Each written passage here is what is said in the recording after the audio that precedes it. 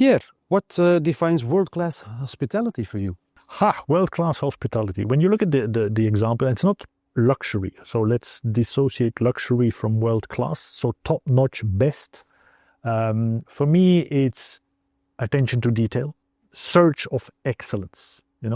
If you're in a 3-star hotel, in a 2-star hotel, in a 5-star hotel, you want to do your very best. That's what counts. That is what people are going to see. Now, Jochen said it before.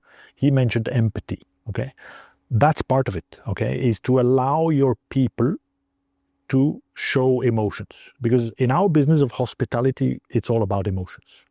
You don't buy a hotel for the bed. Some do. I did. You travel for one day, you need to be in London for one night for the business travel. Okay, you need a bed. Most of our travel, most of our pleasure moments are based on emotions. So you want to convey emotions. You want to allow your team to convey these emotions. You want to make them receptive to the people's emotions. That's, I think, where hospitality might be slightly better, or probably a lot better than many companies on this emotional point of view. So that's certainly something. Yeah. Of course, yeah. And how is this different from the typical customer journey? See, that's a very good point. Thank you very much. When you look at the customer journey is everywhere where the customer is in contact with the company. Okay?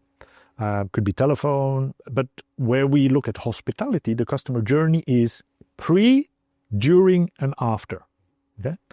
Now, this cycle needs as much attention as just the service. Some companies are very good at delivering the service or delivering the product, but they're not so good at creating the emotions before, and especially after. After could be the invoice. It's not a nice thing, an invoice. How can you make that better? Or you haven't paid your invoice. How do you make this moment, I'm not saying pleasurable, but how do you make that moment, that interaction, aligned with the values of the company?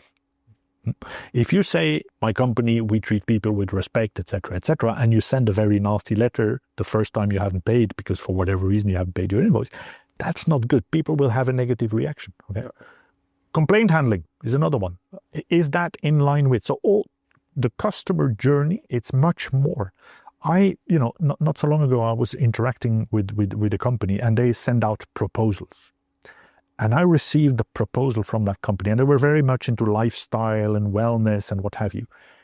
And the proposal they sent, that looked like a quote from a plumber or from a construction company. I said, where's the dream? So I had to tell these people, and there was a big work we did with them is about, this customer journey is not just when they are in your wellness center. It's, you have to take them through you have to hold them hand, through the whole process, including if and when potentially they're not happy. Make it a moment. And coming back to the first numbers, somebody who has a problem, if you can turn him around, obviously the aim is to have happy customers, but you will make mistakes. So when you make a mistake, try to make him an advocate. And people will do that. You solve my problem, I like you. Yeah. Mm-hmm. And that's different. That's where we want to make an impact. Yeah, if I may pick on it. So if you see the smooth customer journey from A to Z, there will be some points that maybe you don't hit it, but it's not about those small moments that you don't hit it. It's about what you do with it. It's like solving problems, like Pierre said. It's not like the aim is not to have the perfect customer journey. The aim is to hunt, to make the best out of it, constant improvement. So there's some statistics, like the best companies in client experience, they have like 1 bad out of 20 good reviews, whereas the worst, they have 1 out of 3 is bad. So that just illustrates that you just need to constantly monitor, constantly improve. And it's a whole journey at the end for yourself as an organization to constantly optimize along this client journey, also online. Where can I improve? So, yeah. What principles are transferable to other industries? One I would say, the principle of caring is a big thing. He spoke earlier about empathy, those principles of I want to care for somebody. When you come into a hotel, a restaurant, a cafe, whatever, I welcome you in my place. Okay, I need to give you a moment of joy. I am the host, you are the customer. So there's a whole attitude, mindset, there's a whole way of doing things that, it may sound fluffy to some companies, but trust me, we can now measure the difference. We worked in an organization before, EHL, not to name them. They created a study for a hotel group where they said, okay, the difference between somebody who's trained in excellent customer service and somebody who's not been trained in excellent service can be up to 5% on the gross operating profit. It's a big number. It's really a big number. It's about selling more. I mean, you know the example. I know the example. I go into a shop and I feel comfortable, I feel safe, I feel good. I'll spend more.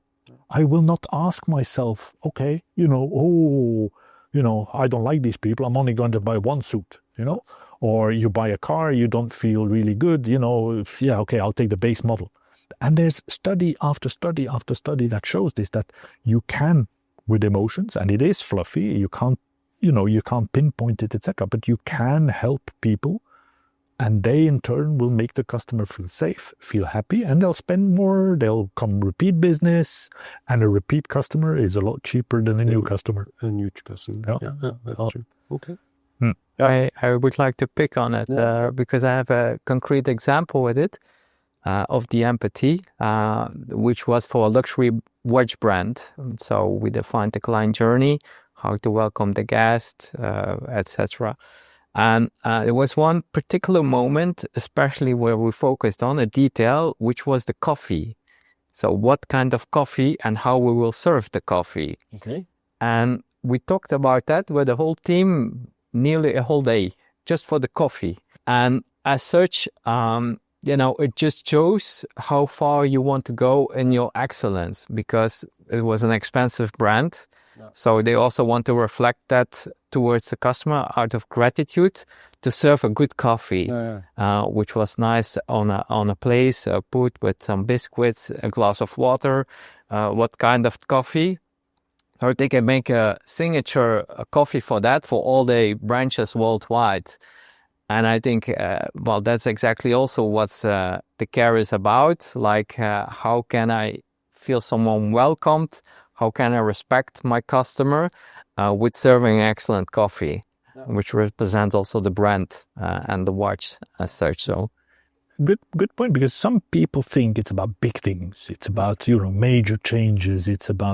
But sometimes yes, but it's a lot of little things with little things that you can make a real difference. Again, luxury watch. There's one brand that started, the very expensive ones. You buy 1 million watch, you get a special private moment to go and get it. If you buy a Bugatti, you can see when they bring life to the engine, they invite you to the factory, etc., etc. But they have developed these moments where, Bugatti has at some moment, they decided, when we put the engine in the car, let's make this a customer moment. And obviously, the guy spent €1.5 million on a car, and he's paying his own plane ticket. It's not Bugatti paying for the plane ticket, but they create a moment. That's a big one for them. But everybody can think about what little moments can I create within my cycle, within my customer journey, that will make feel my customers that they are valued. Okay. And again, we come to the question, who's my customer? Okay. Mm-hmm. So you can do that also for all your types of customers. How can you make moments special? It's even for McDonald's with a Happy Meal. It's just a cheap toy, but it's a signature moment. It creates this 5 minutes of happiness for the child. It's magic. What developments are we detecting in hospitality that you can apply to other industries, for example? When you look at the trends, one of the trends is personalization.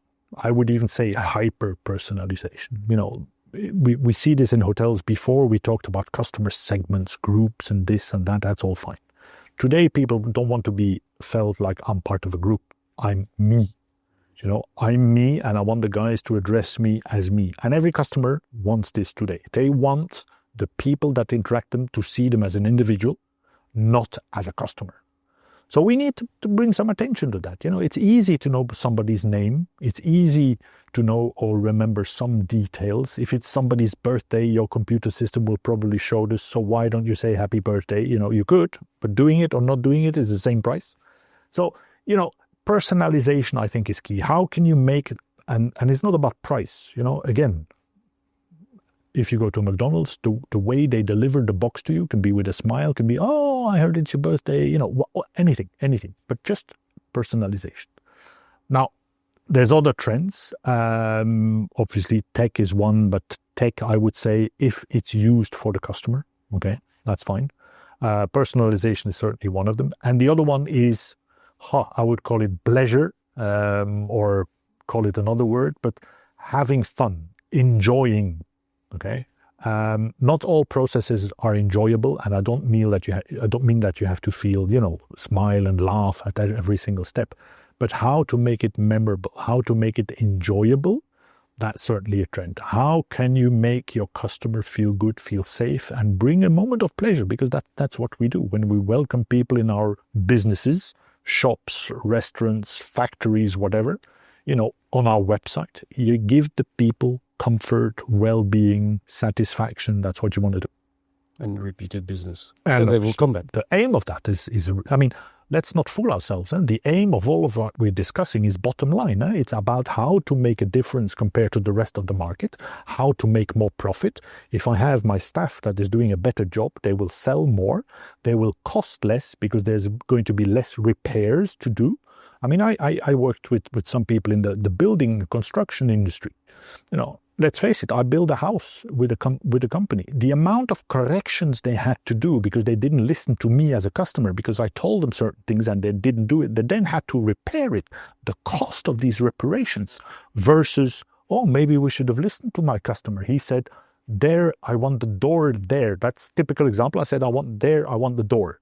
And they moved the door 1.5 meters. So when I come back, I said, no, you have to change the door because I have plans for that door, furniture, etc. So they had to change the door. What's the cost of that when you have to repair versus if you do it in the first place, And did I feel happy about it? No. Well, to pick on it, we live in an experience economy. So definitely experiences are important, creating memorable experiences. That's one. And also personalization, I would also say, because of the advancement technologically, integrating data systems, that allows us simply to better outreach to our customer and to learn more about our customers. Like they say that Meta knows more about us as we ourselves. Yeah.